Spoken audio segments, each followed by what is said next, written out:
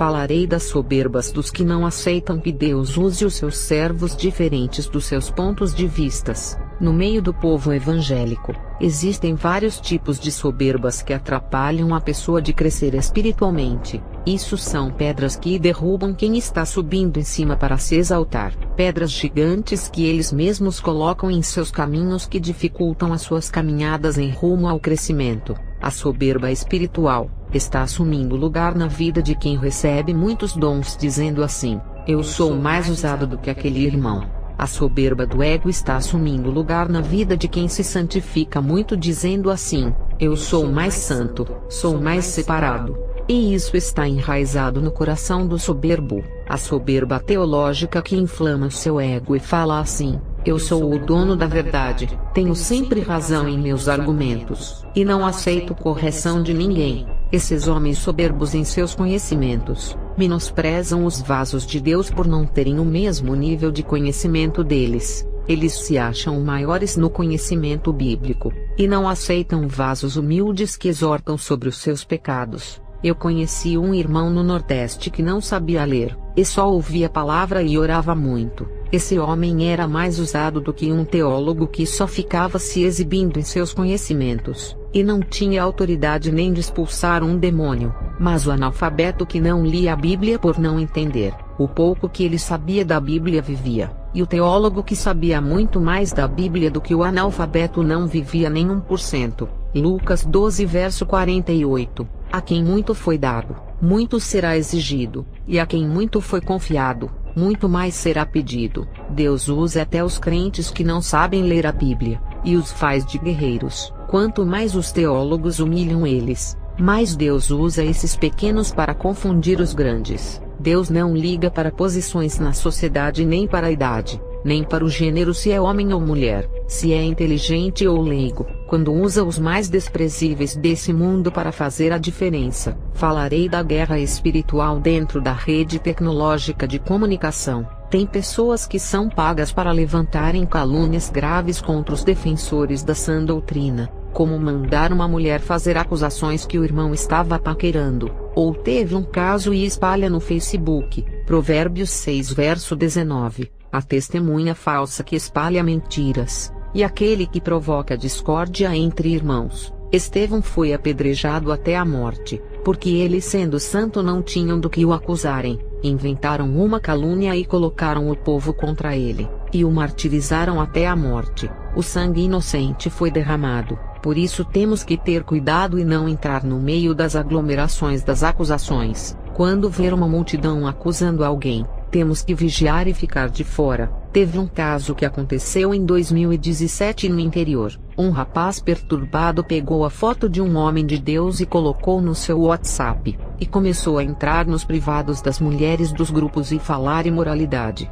E as mulheres ficaram surpresas por se tratar de um homem de Deus e pregador da palavra. Esse rapaz perturbado combinou com outro para escandalizar esse servo de Deus. O rapaz, que se passou pelo homem de Deus, escreveu palavras imorais até no Facebook usando o perfil do pregador, e muitas pessoas que recebiam a mensagem desse irmão passaram a não acreditar, e a multidão começou a comentar a foto do servo de Deus no Facebook, e o chamavam de falso profeta, filho do diabo, e faziam muitas acusações com comentários maldosos.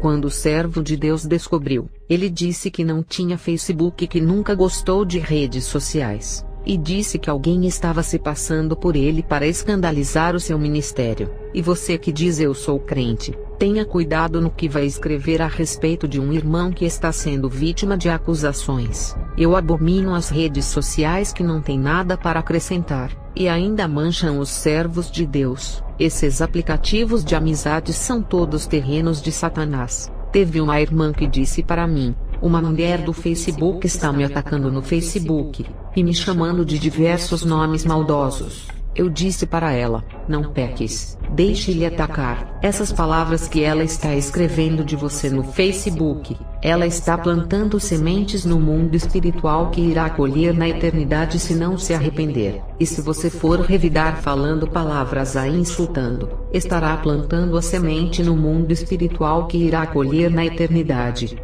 Falarei das batalhas espirituais nas trincheiras. Temos que ter cuidado ao fazer vídeos atacando os irmãos que são inocentes. Por isso que eu sempre aconselho a fazer vídeos que edificam, e mesmo que seja um falso profeta, não faça vídeos o denegrindo, porque esses homens já se condenam e já plantam sementes no mundo espiritual. Não precisa ser juiz. Ao atacar eles, estão plantando a semente da imagem denegrida. Eles mesmos já estão denegrindo as suas imagens e o evangelho, escandalizando ao gravarem o engano ao vivo. E não cabe aos homens de Deus fazerem vídeos atacando. Não podemos nos comportar dessa maneira. O nosso alvo não é a carne, e sim o que é espiritual. O falso profeta não precisa ser atacado, julgado e acusado. Ele irá colher todas as sementes plantadas no mundo espiritual, e a sua colheita será terrível. Teve um irmão que queria gravar um vídeo na internet, falando de um falso profeta que faz propaganda na televisão.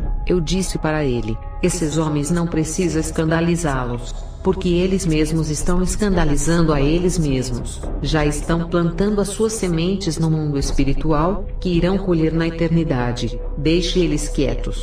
Não se manche com quem está manchado. Eles estão mortos espiritualmente, e não se bate em quem já morreu.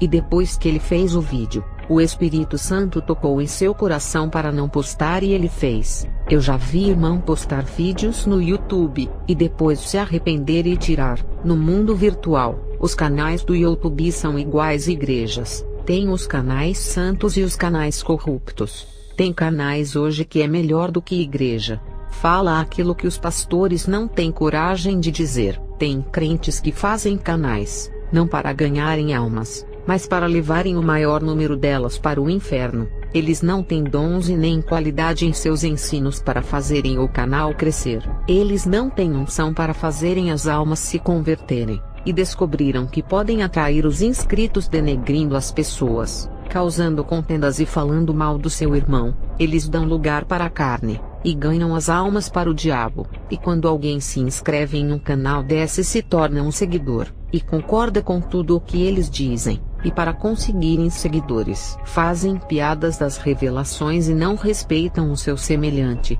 Um vídeo repreendendo o pecado tem poucas visualizações. Agora, um vídeo de gracejo são milhões de pessoas que veem. O céu é para poucos mesmo. Essas pessoas que falam eu sou crente, e têm prazer de ver esses vídeos que fazem piadas com as coisas de Deus, e ainda difama o próximo. Crente que curte esses tipos de vídeos precisam se libertar, porque se alegrar com a iniquidade não é normal. Isso prova que o coração tem prazer de ver a difamação e a blasfêmia, e quando o coração se alegra com essas coisas, o interior é uma podridão de iniquidade e precisa urgentemente de uma libertação. Uma pessoa com um coração desse, não herdará o reino dos céus. Precisa pedir que Deus faça uma limpeza no interior. Peça para Deus um coração puro e santo que não tem prazer em assistir esses vídeos. Um coração que chora ao ver o evangelho sofrendo gozação. Um coração que não ri da desgraça e os escândalos do seu irmão,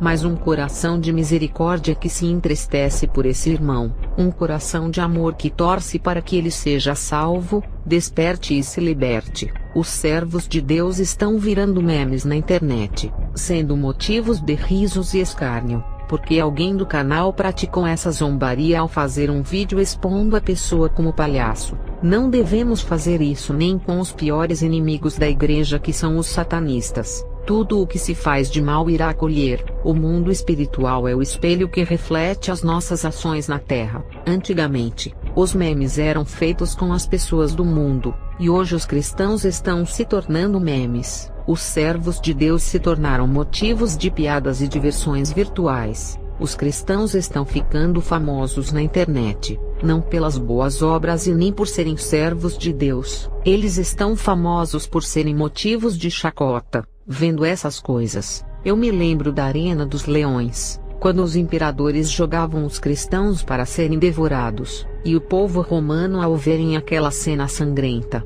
não paravam de rir e se divertir com a morte dos cristãos. A arena romana servia de circo de diversão. A arena romana hoje é virtual, por ser um território matador de cristãos, não da carne mas do espírito, os matadores da fé. Esse circo romano virtual ri das revelações, zombam das visões e fazem piadas com as experiências espirituais. Irmãos, Satanás não está brincando, e está transformando os defensores da sã doutrina em palhaços da internet. E quem dará crédito aos que defendem a sã doutrina depois dos sarcasmos? Quem irá crer na sã doutrina quando transformam em deboche? A sã doutrina está sendo zombada, porque eles não querem o caminho estreito, preferindo viver iguais os ímpios. Segundo Timóteo 4 verso 3, pois virá o tempo em que não suportarão a sã doutrina, ao contrário, sentindo coceira nos ouvidos, juntarão mestres para si mesmos segundo seus próprios desejos. Quando o servo de Deus revela os planos de destruição do diabo, os inimigos se levantam na internet em defesa de Satanás. Eu já vi youtuber dizer assim: essas coisas que foram reveladas têm nada a ver com o diabo. E em vez de atacar Satanás, faz criticar os servos de Deus que revelam. Eu não vejo esses supostos crentes falarem mal da feitiçaria, só falam mal da sã doutrina, e também não vejo eles falarem mal de bruxos. Só falam mal dos servos de Deus, não que eles devam falar mal dos bruxos. É apenas uma observação que fiz. Na verdade, não se deve falar mal de ninguém, só denunciar as práticas pecaminosas. É os servos de Deus revelando as obras das trevas e os críticos desmentindo. É os servos de Deus desmascarando os demônios, e os crentes se colocando contra os servos de Deus. É os servos de Deus querendo alertar os que estão dormindo e os críticos dizendo: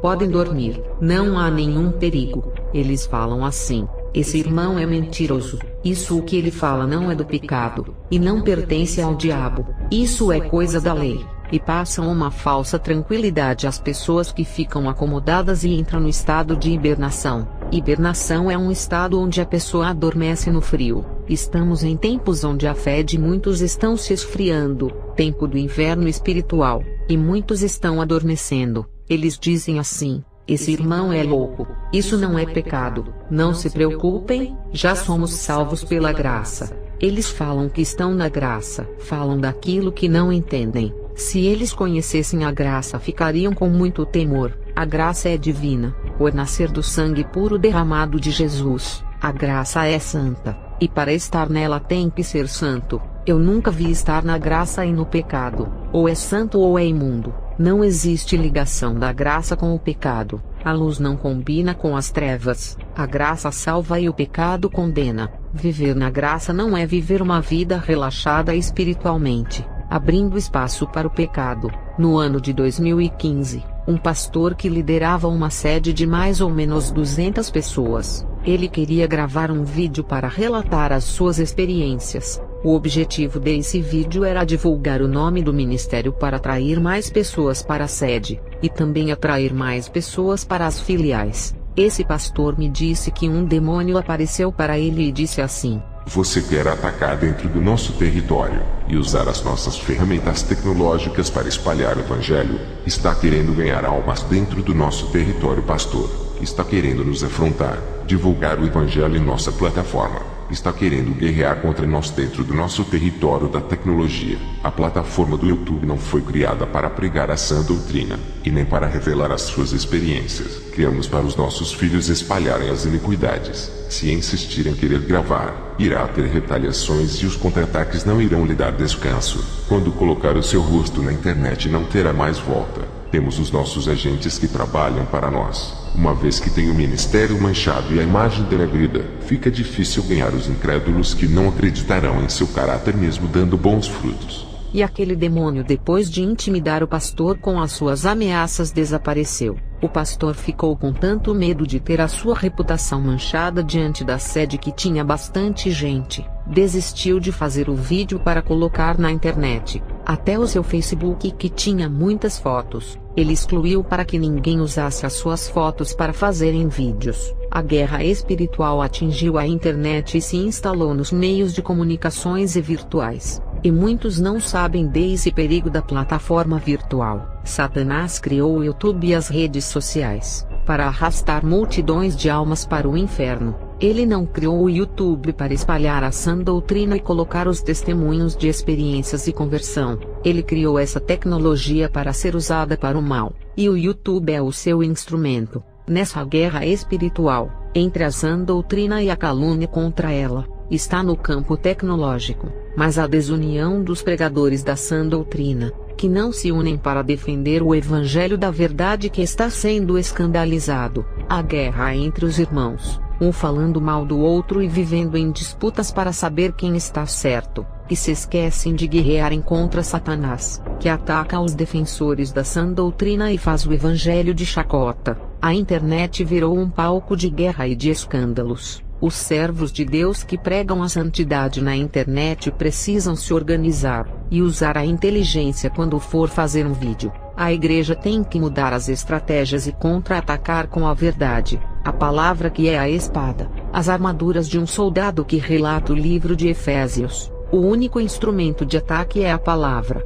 a Bíblia, e essa espada tem que sair de sua boca. Não é para usar a palavra de má fé para atacar o seu irmão. A espada tem que ser direcionada para o alvo certo, que é o mundo das trevas, e desmascarar as obras malignas que estão ocultas. Temos que atacar com a verdade e desfazer os planos malignos do inferno. Em uma luta de boxe, os dois oponentes, antes de se atacarem, ficam na defensiva. Um fica esperando o outro atacar primeiro, e quem for atacado irá se defender, se esquivar e lançar os seus ataques de surpresa. O lutador sempre está na defensiva para não ser surpreendido com os ataques do outro. Jamais o lutador ficará com o corpo aberto e exposto aos ataques. Quero dizer que ao gravar um vídeo, não deixe o seu corpo exposto e aberto aos ataques, que é mostrar o seu rosto nas câmeras. Antes desses escândalos acontecerem na internet, teve uma irmã que foi arrebatada ao céu e inferno, e gravou vídeos falando da sua experiência.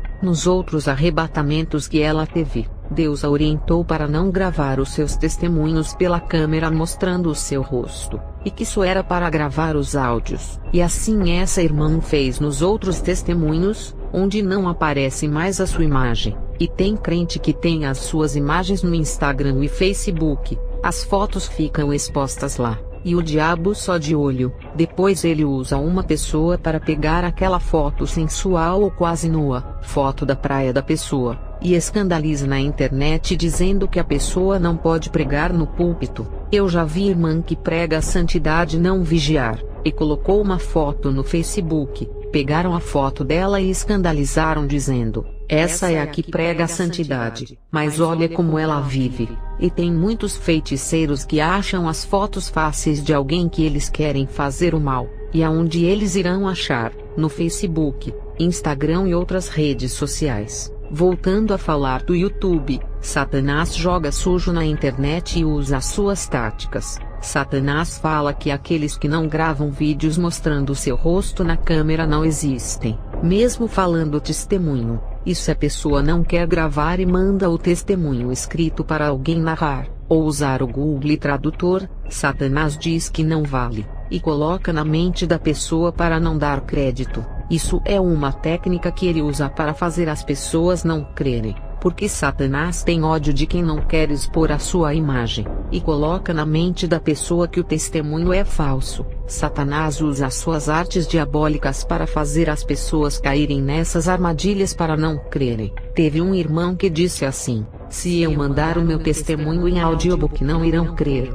para evitar que o seu testemunho não fique desacreditado, porque tem tanto tomé no YouTube que precisa ver a pessoa no vídeo para crer. Sendo assim, então eles acreditam nos falsos profetas que gravam os seus cultos nas igrejas. Só que esse irmão percebeu que mesmo gravando em câmera, não seria garantido que o povo viesse a crer, porque ele, assistindo o YouTube, viu muitos canais denegrindo os irmãos colocando as imagens deles na tela. Ele percebeu que mesmo aparecendo no vídeo não evitaria os escândalos, e seria pior mostrar o seu rosto, porque Satanás iria usar os canais do YouTube para expor a sua imagem de denegrir o seu ministério. Falando da plataforma do YouTube, temos que atacar pelas trincheiras, que é não expor a imagem ao ataque, não gravar vídeo, não colocar a foto no vídeo quando for relatar. Pode colocar uma imagem bíblica e falar no áudio, ou escrever um texto para o Google Tradutor narrar, ou mandar alguém fazer uma narração. Isso se chama preservar a sua identidade dos ataques. Combatemos dentro do território do inimigo, e temos que ser vigilantes. O que é a guerra pelas trincheiras? Na Primeira Guerra Mundial, os soldados cavaram buracos para se esconderem. Os soldados entravam dentro desses buracos de 1,5 metro mais ou menos, e ficavam com os corpos cobertos e apenas a cabeça do lado de fora para não serem atingidos. Os inimigos não tinham os seus corpos como os alvos para os atingirem, e os soldados dentro dessas trincheiras atiravam em seus inimigos, e eles não sabiam de onde vinham os ataques e não conseguiam ver os atiradores. Parecia que estavam sendo atacados por homens invisíveis, por não saberem de onde vinham os ataques. Os demônios, por serem invisíveis, atacam as igrejas que não sabem de onde eles atacam, mas sabem que estão sendo atacados, só não sabem de qual lugar.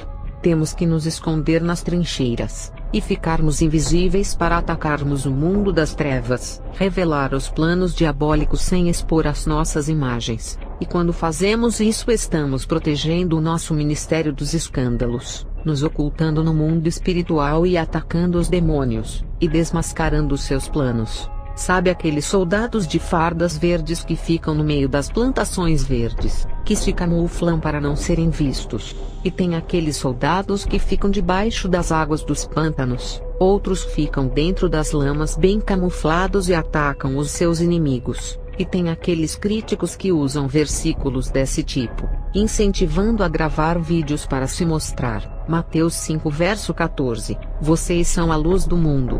Não se pode esconder uma cidade construída sobre um monte. No versículo 14 de Mateus 5, Jesus fala que somos o sal da terra, o tempero que dá sabor ao mundo, o sal que evita a putrefação da carne. Fala da importância dos servos de Deus de se conservarem no mundo, para que as suas populações não se apodreçam em seus pecados. No versículo 14, fala que somos a luz que guiará o mundo ao caminho da verdade, e que não se pode esconder uma cidade construída sobre um monte. Significa que o mundo não pode esconder uma igreja edificada que foi construída na verdade. Uma igreja santa sempre irá ser vista pela luz que brilha nela. O mundo não pode ofuscar a luz de um povo santo e nem cobrir a lamparina com a sua escuridão, e nem cobrir a santidade com suas impurezas. Esse versículo fala que as nossas obras santas sempre serão notadas. Tem nada a ver com gravar vídeos. Deus não compactua com instrumentos hollywoodianos. Quem gosta de câmeras são atores e atrizes de filmes e novelas. Falarei de como a palavra refuta as críticas e as teologias. A palavra de Deus serve para desmascarar as heresias teológicas,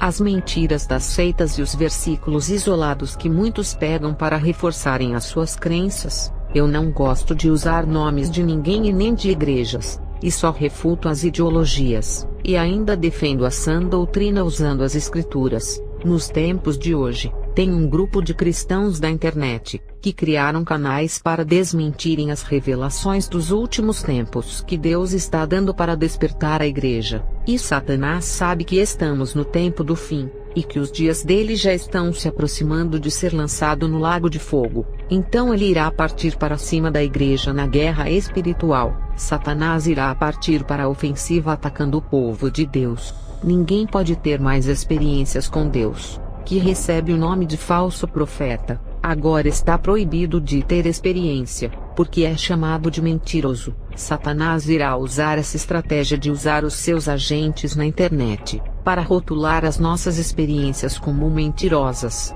Isso prova que ele está desesperado, porque o seu território de comunicação está sendo usado para alertar o povo e pregar a sã doutrina. A sã doutrina do corpo virou chacota na internet, e as experiências sobrenaturais se tornaram piadas. Na parábola do semeador, os que estavam semeando dormiram, e os homens maus entraram no terreno e semearam o joio. Leiam essa parábola e compreendam. Os semeadores dormiram, por isso aconteceu isso. Quando alguém dorme não vigia, e o mal entra. Marcos 14 verso 32 ao 38. E foram a um lugar chamado Getsemane, e disse aos seus discípulos: assentai-vos aqui enquanto eu oro. E tomou consigo a Pedro, e a Tiago e a João, e começou a ter pavor e a angustiar-se, e disse-lhes: a minha alma está profundamente triste até a morte. Ficai aqui e vigiai. E tendo ido um pouco mais adiante prostrou-se em terra, e orou para que se fosse possível passasse dele aquela hora,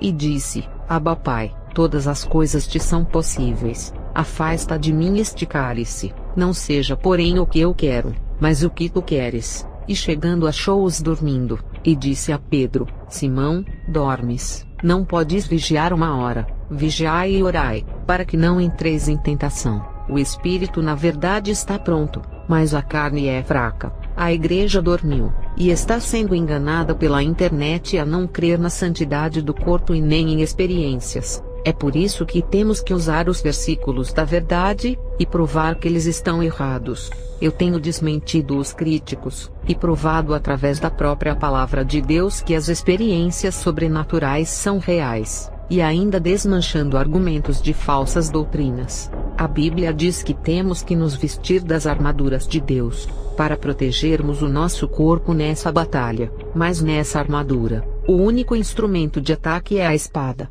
Não podemos usar a palavra de Deus para magoar as pessoas, nem para condenar ou ferir religião. A palavra existe para atacar só o que é mal como pecado, as mentiras de Satanás e atacar os próprios demônios. Quando Jesus foi atentado no deserto, ele não ofendeu Satanás, mas o derrotou usando a palavra de Deus. Satanás usou a palavra de Deus para enganar a Jesus, fazendo a mesma coisa que os críticos e teólogos estão fazendo na internet, pegando versículos isolados para manipularem as pobres almas. Lucas 4 verso 4 ao 13. O diabo lhe disse: Se és o filho de Deus, manda esta pedra transformar-se em pão. Jesus respondeu: Está escrito, nem só de pão viverá o homem. O diabo o levou a um lugar alto, e mostrou-lhe num relance todos os reinos do mundo, e lhe disse: Eu te darei toda a autoridade sobre eles e todo o seu esplendor, porque me foram dados e posso dá-los a quem eu quiser.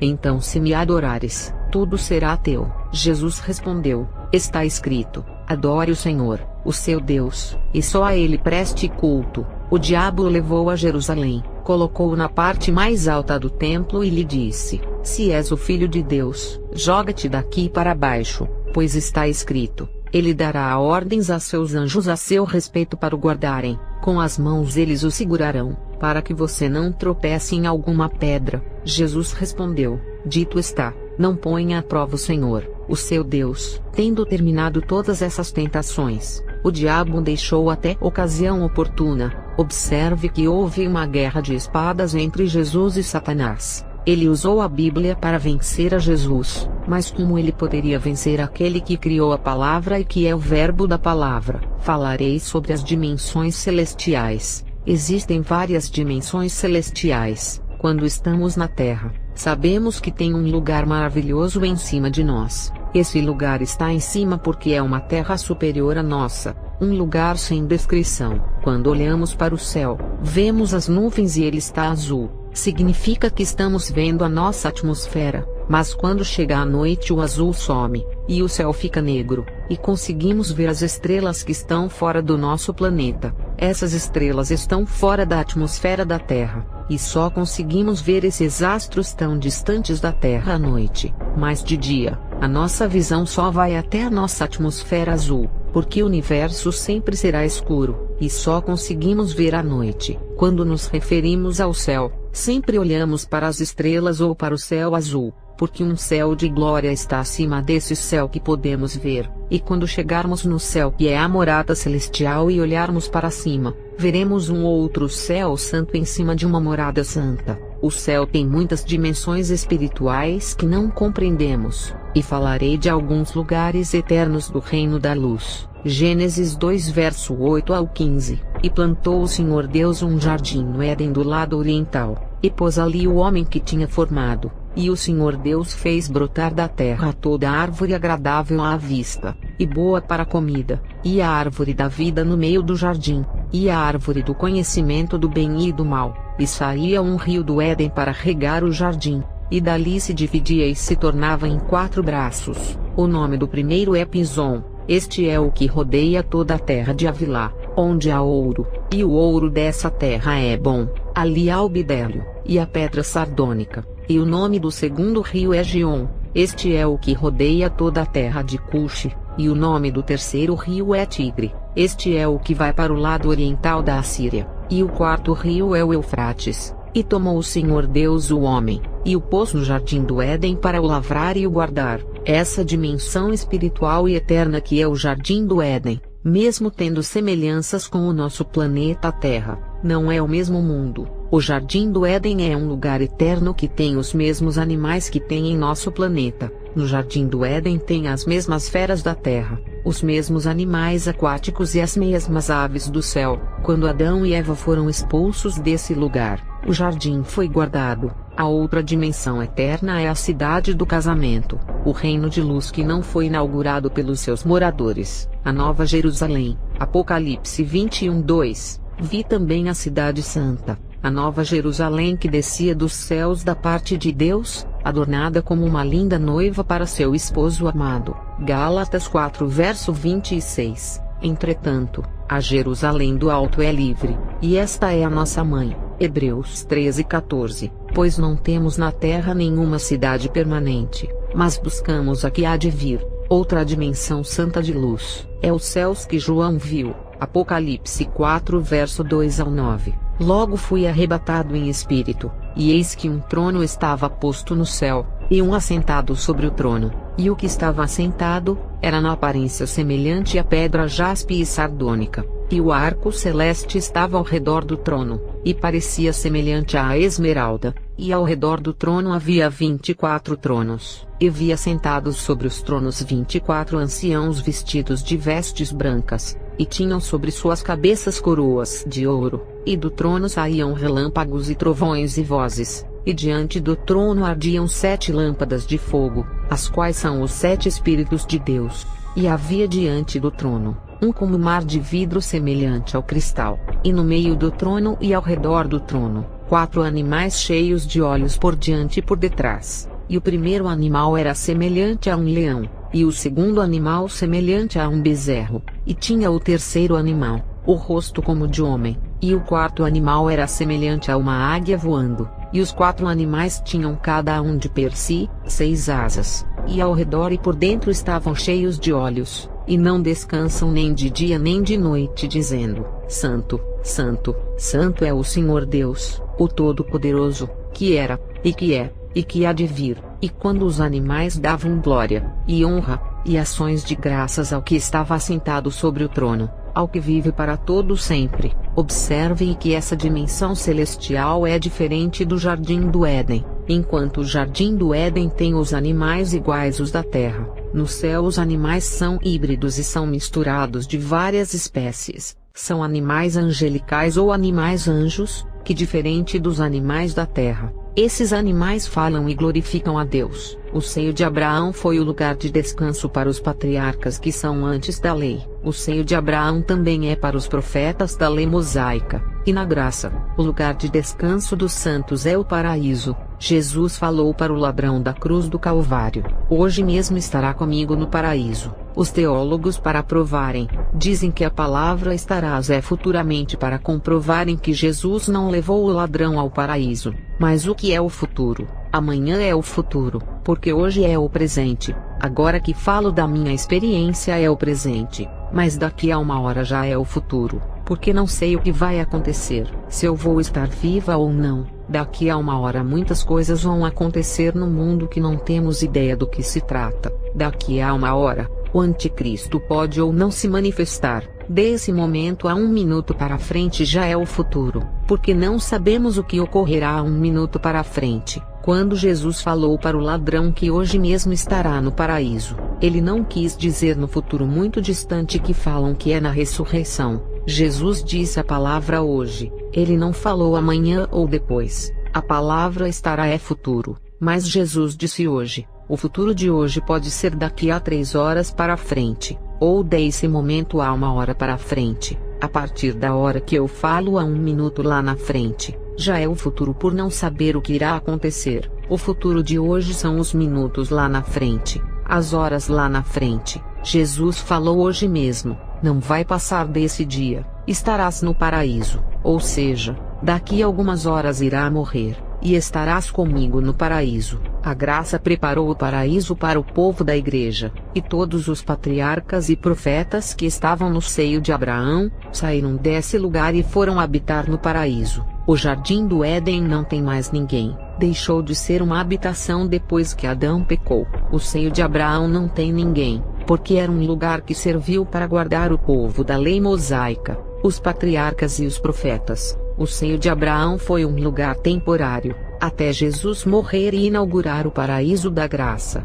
A Nova Jerusalém também não tem moradores, e aguarda a igreja que irá ser arrebatada. Todos do paraíso irão inaugurar essa cidade. Os críticos que não acreditam em arrebatamento, no versículo 2 de Apocalipse 4, fala que João foi arrebatado em espírito, e tem aqueles que dizem assim: nem para os apóstolos Jesus revelou tantas coisas, porque para você irá revelar. Jesus disse em João 14 verso 12, que nós faríamos milagres maiores do que ele. Ele, sendo o Salvador do mundo, deu esse privilégio para nós fazermos coisas maiores do que ele, porque não podemos receber mais revelações do que os apóstolos. Os apóstolos não são maiores do que Jesus. Podemos fazer maiores milagres do que o Mestre, mas não podemos receber mais revelação do que os apóstolos. Estamos no tempo do fim. Muitas almas estão em jogo. Se Deus não abrir as cortinas do mundo espiritual, muitas almas não irão se salvar. É comum nos fins dos tempos Deus revelar mais coisas para os seus servos de hoje, do que revelou aos apóstolos.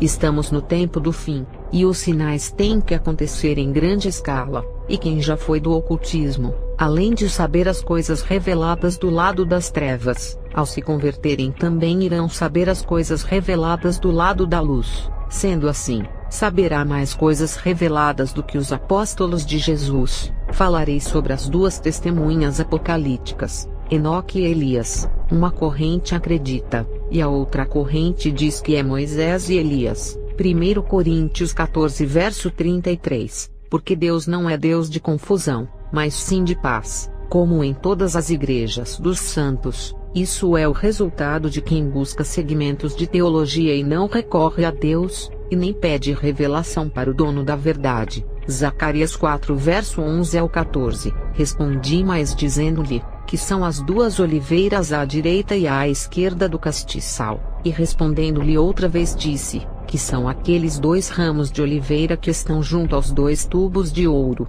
e que vertem de si azeite dourado. E ele me falou dizendo, não sabes tu o que é isto? E eu disse, não, Senhor meu. Então ele disse, estes são os dois ungidos que estão diante do Senhor de toda a terra. Na visão do profeta Zacarias, ele vê as visões e faz perguntas para o anjo revelar o significado, porque ele não entendia as visões. Quando ele fala quem são as duas oliveiras à direita e à esquerda do castiçal, o anjo disse que essas duas oliveiras que estão à esquerda e à direita de Deus, são os dois ungidos. Não revelou quem são, e se fosse para falar, Moisés e Elias, o anjo teria falado, porque ali estava sendo revelado uma visão, não é Enoque. E vou lhe dizer o porquê. Hebreus 11 verso 5. Por meio da fé, Enoque foi arrebatado de forma que não experimentou a morte, e já não foi encontrado, porquanto Deus o havia arrebatado,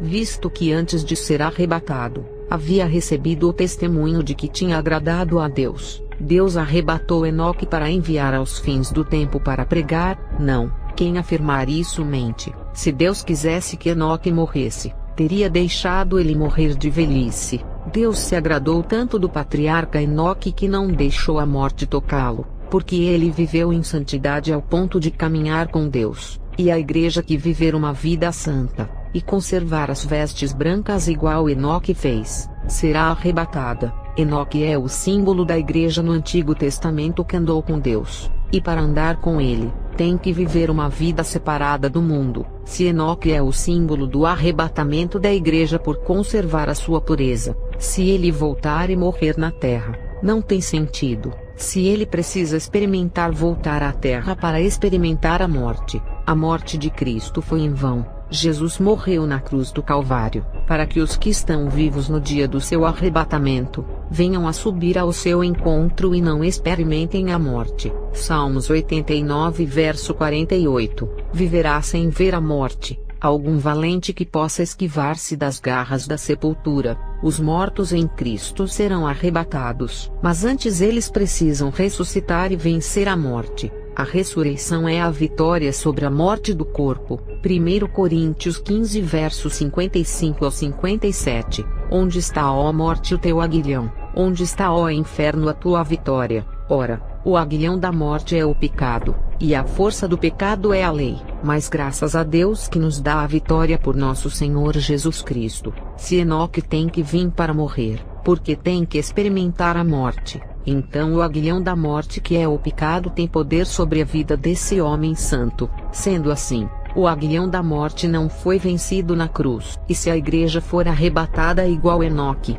terá que voltar para a terra e morrer. João 8 verso 51. Em verdade vos asseguro, se alguém obedecer à minha palavra, jamais experimentará a morte. Elias terá que voltar e pregar o evangelho e morrer na terra. Elias fugiu para não ser morto por Jezabel, e Deus viu o medo que o profeta tinha de morrer, e deu ordem para ungir Eliseu em seu lugar, e depois o arrebatou ao céu. Se Elias não queria ser assassinado por Jezabel, e Deus o arrebatou para ele não ver a morte, porque Deus mudaria de ideia e mandaria Elias morrer no final dos tempos pela mão do governo da besta. Isso não tem sentido nenhum. Mandar um profeta que está gozando das maravilhas celestiais para morrer em um mundo catastrófico. Malaquias 4 versos 5 ao 6. Que eu mesmo vos enviarei o profeta Elias, antes que venha o grande e assustador dia de Yahvé. E Elias procurará fazer com que os corações dos pais se retratem perante seus filhos, e os corações dos filhos se convertam aos seus pais. Do contrário,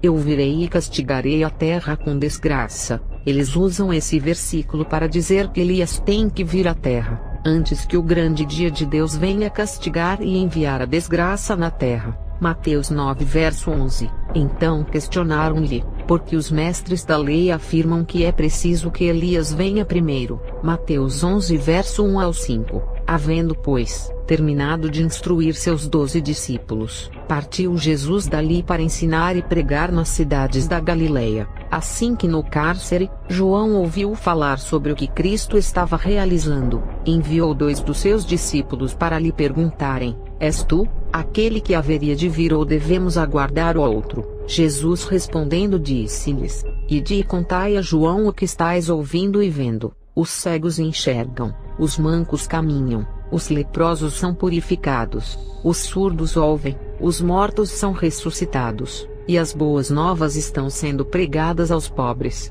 Mateus 11 verso 11 ao 14. Com toda a certeza vos afirmo, entre os nascidos de mulher, não se levantou ninguém maior do que João o Batista. Entretanto, o menor no reino dos céus é maior do que ele. Desde os dias de João Batista até agora, o reino dos céus é tomado à força, e os que usam de violência se apoderam dele, porque todos os profetas e a lei profetizaram até João, e se desejarem aceitar, este é o Elias que havia de vir. Jesus revelou que Elias já veio, não é que ele reencarnou em João Batista, mas ele veio com o mesmo ministério de Elias e usado na mesma unção. Lucas 1 verso 17. Ele avançará na presença do Senhor no mesmo espírito e poder de Elias, com o propósito de fazer voltar o coração dos pais a seus filhos, e os desobedientes à sabedoria dos justos, deixando um povo preparado para o Senhor. Elias e João Batista usavam os mesmos tipos de roupa,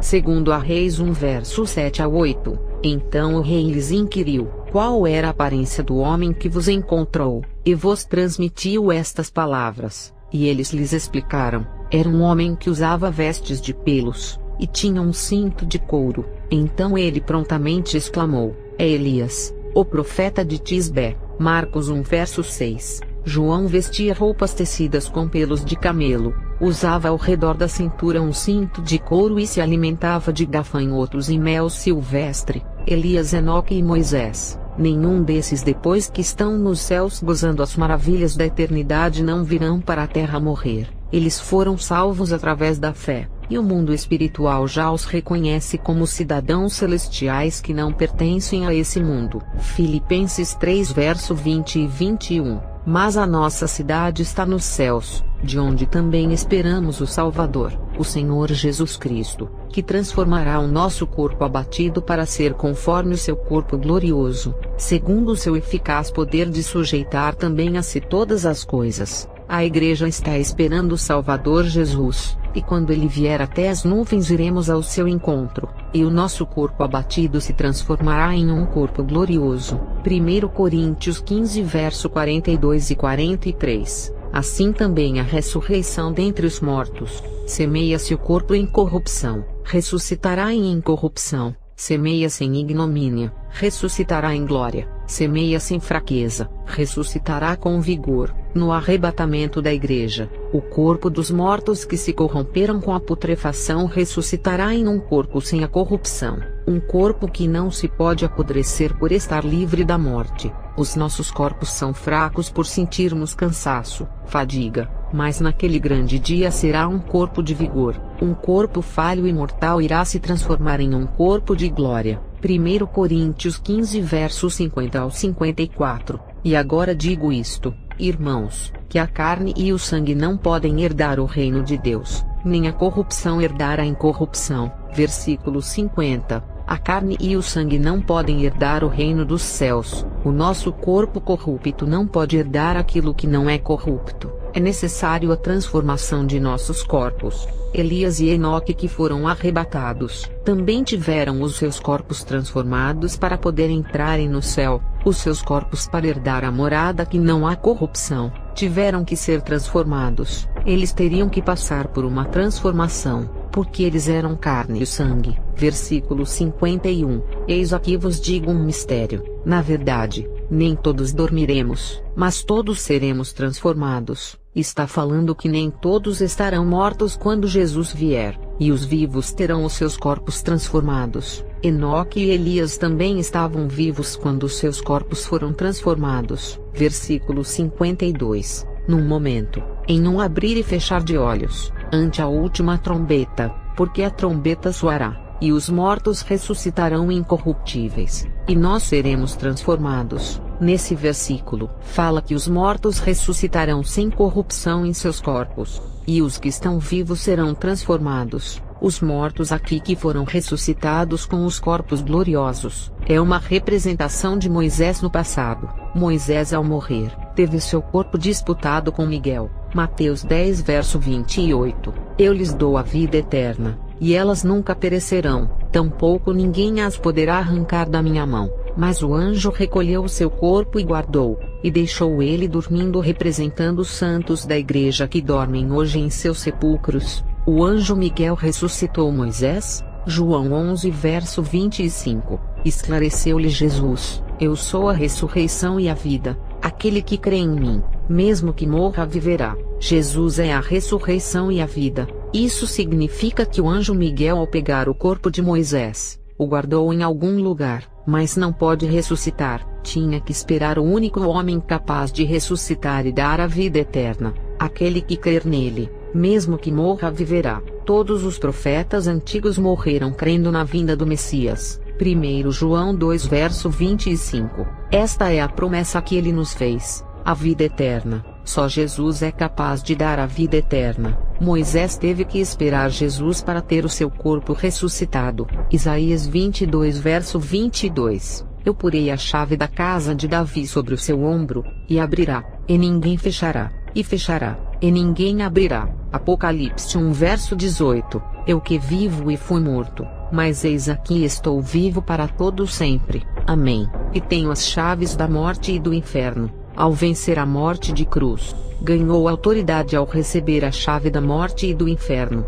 Se ele tem a chave da morte, só morre quem ele quiser, e vive quem ele quer. O poder de ressuscitar está em suas mãos. Podem até achar estranho de Enoque e Elias subirem ao céu vivos, e Moisés ter que esperar o corpo ser ressuscitado. Elias e Enoque não morreram, e foram arrebatados, e Moisés morreu, mas não podia ressuscitar antes do dono da ressurreição, apesar do anjo Miguel ter levado o seu corpo. 1 Coríntios 15 verso 20 e 21. No entanto, em realidade, Cristo ressuscitou dentre os mortos, sendo ele o primeiro dos frutos dentre aqueles que dormiram. Jesus teve que ressuscitar primeiro para conquistar a chave da morte, e assim ressuscitar os demais. Muitas pessoas ressuscitaram antes dele, igual Lázaro, a filha de Jairo, e Elias também ressuscitou um menino, mas a ressurreição para a vida eterna, Jesus foi o primeiro a experimentar, isso é,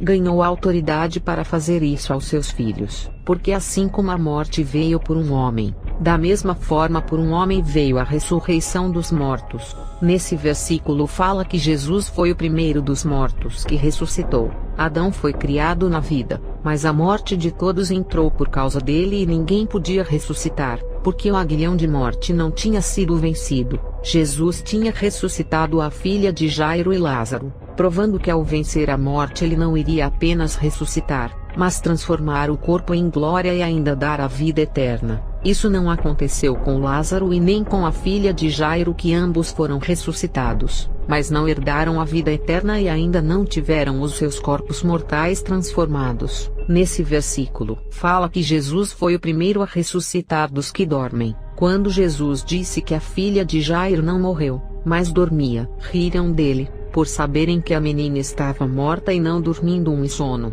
No mundo espiritual, o corpo dos servos de Deus não morre, mas entra em um sono profundo que irá despertar ao soar da trombeta. É como se nós entrássemos em um sono profundo em nossa casa, e o barulho do despertador nos venha despertar. No mundo espiritual, o corpo do ímpio não dorme, mas morre, e a prova é que quando a última trombeta soar, o corpo do ímpio não irá ouvir por estar morto, mas o corpo do justo que está dormindo irá acordar do sono. O termo dormir e sono é para o corpo, não para a alma e o espírito, lembrando que estou me referindo aos corpos, e não às almas que estão no céu, até porque o termo sono é para o corpo. Espírito não dorme e não morre, mas o corpo. Quando trabalhamos muito, o que cansa é o corpo, e não o espírito. A alma cansa por causa do pecado, aflição, opressão, e não pelo esforço físico que o corpo faz. O sono na noite que faz a pessoa dormir, é para revigorar as forças no outro dia para enfrentar mais um dia de trabalho. Isso não tem nada a ver com a alma. Moisés, mesmo tendo o seu corpo ressuscitado depois que Jesus morreu, a alma dele já estava no céu. 1 Coríntios 15 verso 53. Porque convém que isto que é corruptível se revista da incorruptibilidade, e que isto que é mortal se revista da imortalidade. Esse versículo fala que o corpo mortal tem que se revestir de imortalidade, no versículo 24, e quando o que é corruptível se revestir da incorruptibilidade, e isto que é mortal se revestir da imortalidade, então cumprir-se-á a palavra que está escrita: tragada foi a morte na vitória. Nesse versículo fala que quando o corruptível se revestir daquilo que não é corruptível, e o mortal se revestir de imortalidade, o nosso corpo será transformado em glória, e a morte não terá mais poder de matá-lo, e a vitória de Jesus na cruz foi consolidada. Elias e Enoque, ao serem arrebatados igual a igreja um dia será, esses homens entraram no céu com os seus corpos revestidos de imortalidades e cheios de glória, e mesmo que eles voltassem um dia na terra para pregarem, eles não poderiam ser mortos, pois estão vestidos de imortalidades e seus corpos gloriosos não podem morrer. Eles já não são mais carne e sangue, porque entraram no reino de Deus. Moisés teve o seu corpo ressuscitado através da morte de Jesus. A morte perdeu o poder de tocar em seu corpo glorioso. A morte foi tragada pela vitória. Apocalipse 11 verso 3 e 4. Darei poder às minhas duas testemunhas, e elas profetizarão durante 1260 dias vestidas de pano de saco. Estas são as duas oliveiras e os dois candelabros que permanecem diante do Senhor da terra. Observe que a Bíblia não revela os nomes dos dois ungidos, porque na época que essa revelação foi dada ao apóstolo João, essas duas oliveiras ainda não existiam, e pode ser que eles ainda irão nascer na terra. Deus não revelou os nomes desses homens que ainda não tinham nascido ao entregar a revelação a João, e muitos se confundem na tradução, porque João viu as duas oliveiras que estão diante do Senhor. Não podemos dizer que quem está diante de Deus é só quem está nos céus. Os sacerdotes, quando entravam no tabernáculo, estavam diante de Deus, e quando Jesus morreu, o véu do templo se rasgou, e hoje podemos estar na presença de Deus, a orar e sentir a presença de Deus. Já estamos diante dele. A sua presença é a prova de que estamos diante dele. O seu Espírito Santo está na terra e nos visita. Ele está tão próximo de nós e habita em nós. não precisa estar no céu diante de Deus, se o Espírito Santo está conosco. As duas testemunhas são cheias do Espírito Santo, é claro que está diante de Deus, e os argumentos que os teólogos dizem, para falar que uma das testemunhas é Moisés. Moisés é visto como possibilidade, devido ao poder das testemunhas de transformarem a água em sangue. Elias tinha o poder de destruir pessoas com fogo do céu. O fato de as testemunhas operarem os mesmos sinais que Elias e Moisés fizeram, não prova nada, porque Deus tem que mandar Elias e Moisés na terra para operarem o que eles já fizeram. Deus não pode levantar dois homens nessa terra para operarem os mesmos sinais? Deus é limitado, e só pode fazer através de Elias e Moisés? Os teólogos colocam somente esses dois homens como capazes de operarem esses sinais, e esquecem que antes de Deus mandar Moisés ao Egito, ele deu a autoridade através do cajado, e também quando chegou perto do Mar Vermelho, quem abriu o mar foi Deus, e não Moisés. Esquecem que Elias pediu para o fogo cair do céu, e quem mandou foi Deus. Da mesma maneira que Deus usou esses homens, Ele pode usar qualquer um de nós e levantar duas testemunhas. João 14 verso 12.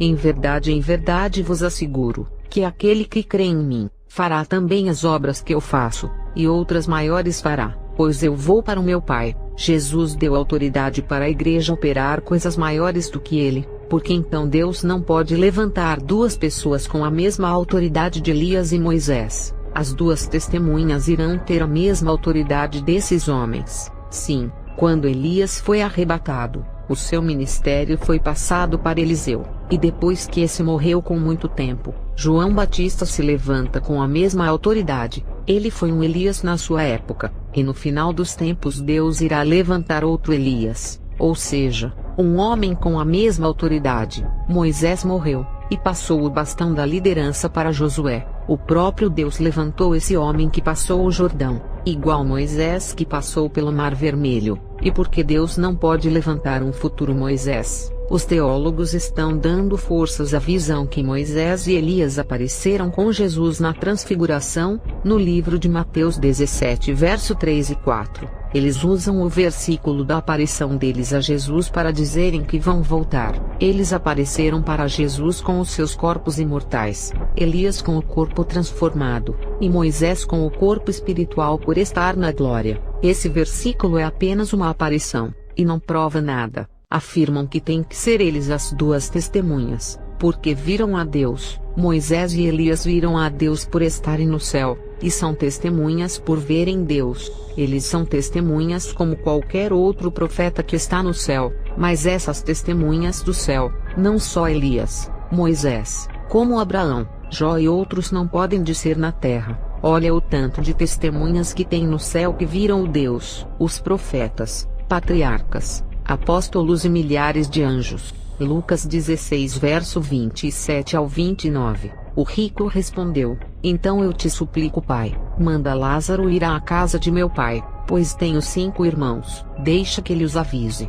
a fim de que eles não venham também para este lugar de tormento. Abraão respondeu: eles têm Moisés e os profetas, que os ouçam. Lázaro já está na eternidade, e não pode pregar na terra onde existem os vasos para isso. Esse versículo é a prova de que Elias e Moisés não podem vir para a terra. Abraão respondeu ao rico: eles têm Moisés e os profetas. Essa parábola não é uma história de fábula, igual as seitas que não acreditam no inferno falam. Abraão fala: eles têm Moisés e os profetas. Uma época que Moisés estava vivo e ainda tinha profeta para pregar. A pergunta é, se ainda tem profetas na terra, Deus não precisa mandar Enoque e Moisés que estão do outro lado? Deus quer as testemunhas da terra para trabalharem, não as testemunhas dos céus que já terminaram as suas jornadas e estão descansando do seu labor. Deus ainda não se manifestou aos homens da terra, e todas as vezes que ele se manifestou aos profetas foi de outras formas, ou apenas falava com eles e não revelava sua face.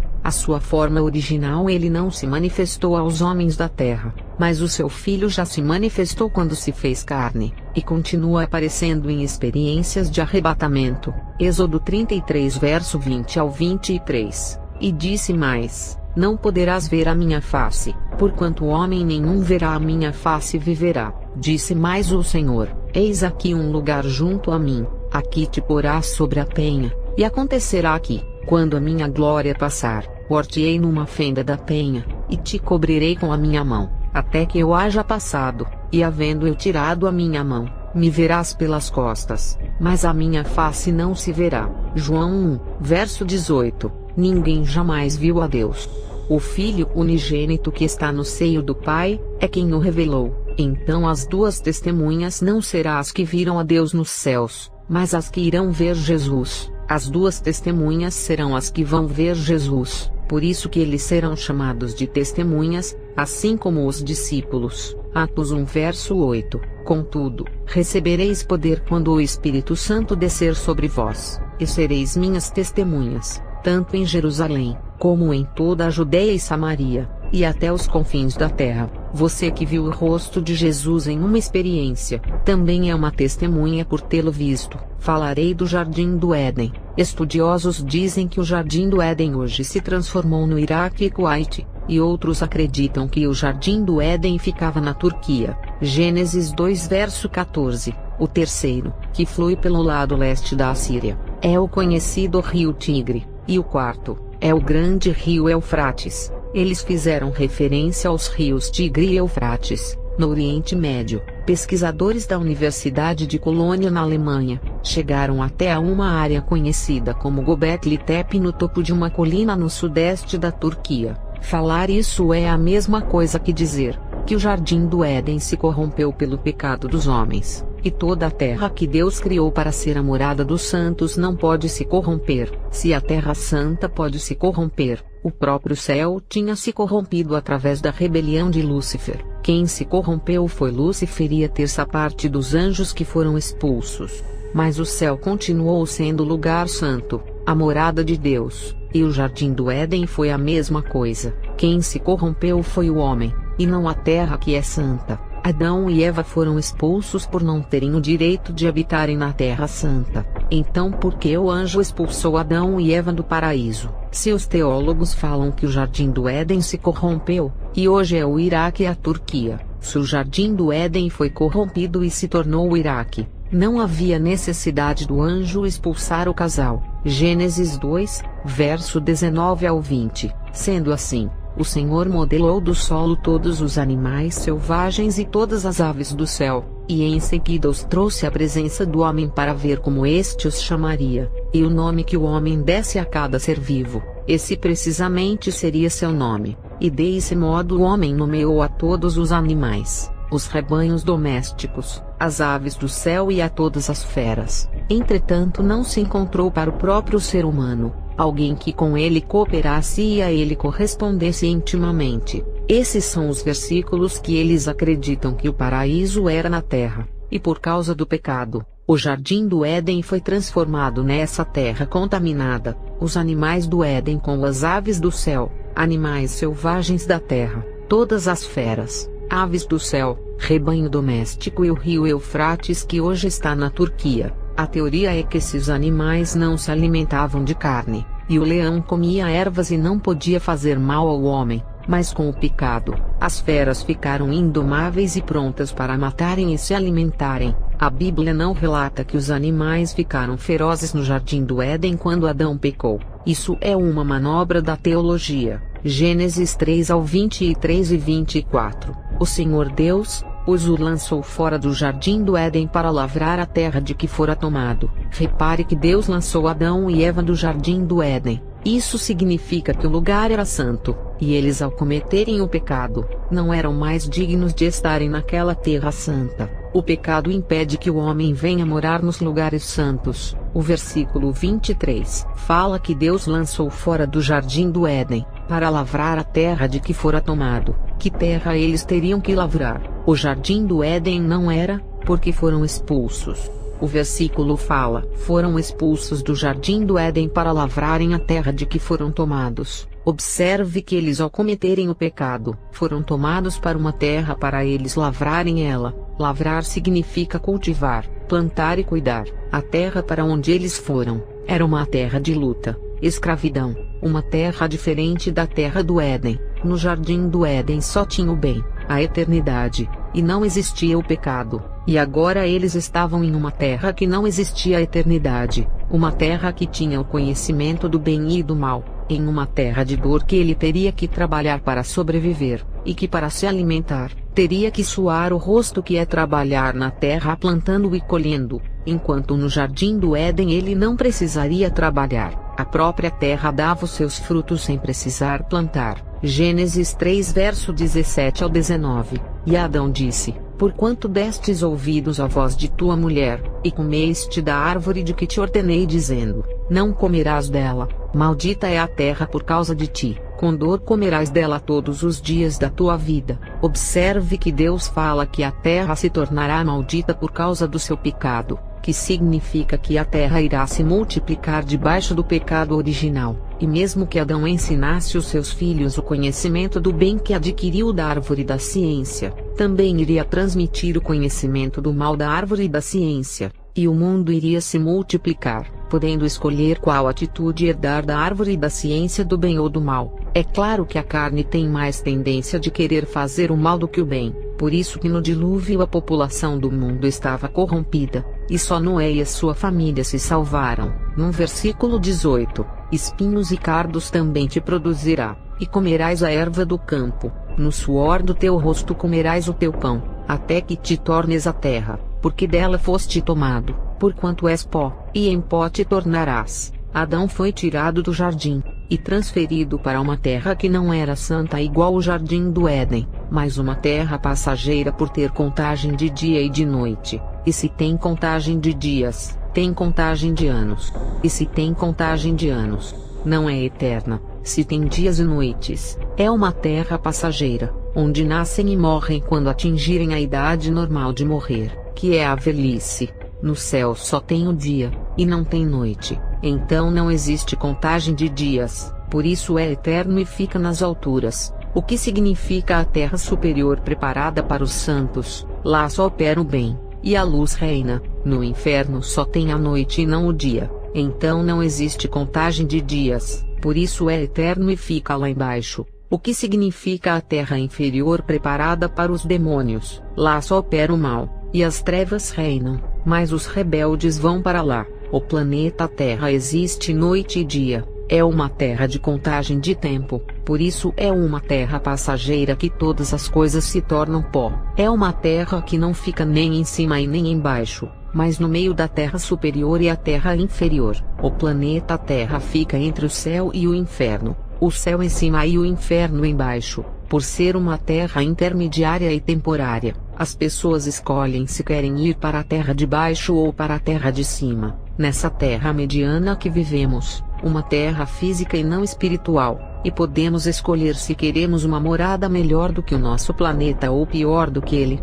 Dessa terra de aflição, o povo irá escolher se quer morar em uma terra superior e muito melhor que fica em cima, ou escolher morar na terra inferior que fica embaixo, a terra da humilhação e a pior das moradas do mundo. Provérbios 15 verso 24. Para o entendido, o caminho da vida leva para cima, para que se desvie do inferno embaixo. No versículo 24 de Gênesis 3, e havendo lançado fora o homem, pôs querubins ao oriente do jardim do Éden, e uma espada inflamada que andava ao redor, para guardar o caminho da árvore da vida. O jardim do Éden não ficava na terra, mas em uma dimensão espiritual, um lugar santo que não podia se corromper, mas o homem que se corrompeu foi expulso do lugar santo. A luz e trevas não combinam. Quando o casal do jardim do Éden foi lançado fora, Deus colocou anjos querubins ao oriente que foi para guardar o caminho que chega até a árvore da vida. Os anjos estavam guardando a entrada do jardim.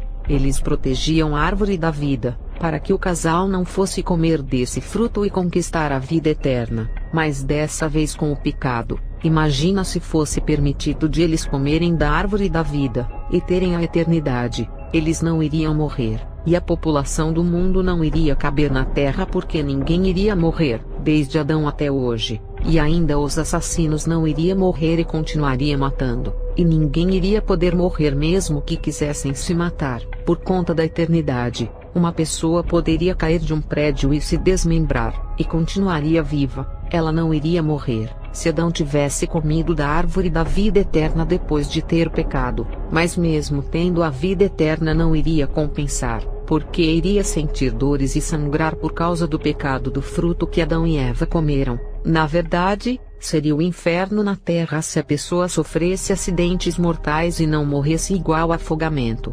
atropelamentos de carro e tiros com armas de fogo, mas os querubins protegeram a árvore da vida com as suas espadas inflamadas, para evitar que o desequilíbrio acontecesse na terra, ou transformasse em um pedaço do inferno onde as almas sofrem mas não podem morrer. Quando o casal pecou, eles foram tirados do jardim do Éden e lançados nesse planeta contaminado, que já estava Lúcifer e os seus anjos, que foram lançados para baixo e caíram na terra. Lucas 10 verso 18. Jesus respondeu: Eu vi Satanás caindo do céu como relâmpago. Satanás caiu nesse planeta, e não no jardim do Éden. A sua entrada no paraíso foi a permissão de Deus para testar o homem, igual o Espírito Santo conduziu Jesus para ser tentado no deserto. Se Adão tivesse passado no teste, não precisaria Jesus vir passar pelo teste que Adão não passou. Se Adão tivesse vencido, o mundo não teria pecado e ele venceria o diabo,